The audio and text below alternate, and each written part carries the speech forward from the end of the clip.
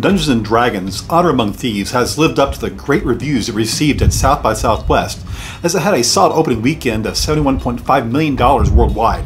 We joined the unlikely adventurers of Edgin, Holga, Simon, Doric, and Zink in order to save Edgin's daughter from a fate worse than death, being Hugh Grant's adoptive daughter. It's a fun romp through the Forgotten Realms made popular by the Wizards of the Coast, from its namesake tabletop Dungeons & Dragons role-playing game. It is head and shoulders above the last big screen showing Dungeons & Dragons that came out in 2000.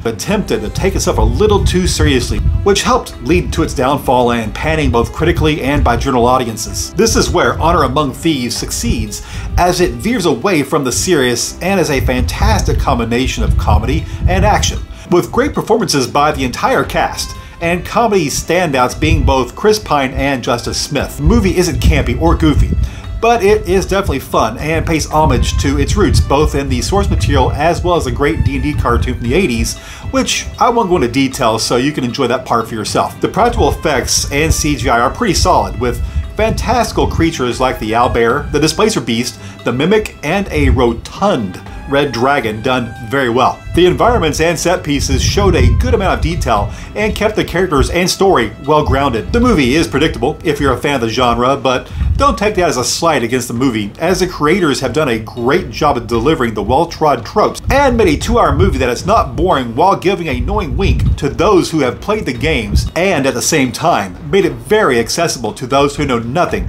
about Dungeons and Dragons. As for the controversy that has come up a few times about the supposed emasculation of the men in the movie, well, that never came to fruition. If you are comparing them to Michelle Rodriguez's barbarian Holga, whose stalking trait is beating the crap out of people in the movie, then it's really not a fair comparison. The characters played a type, as Chris Pine's character is a bard, which aren't known to be tremendous fighters, but he holds his own when backed against the wall.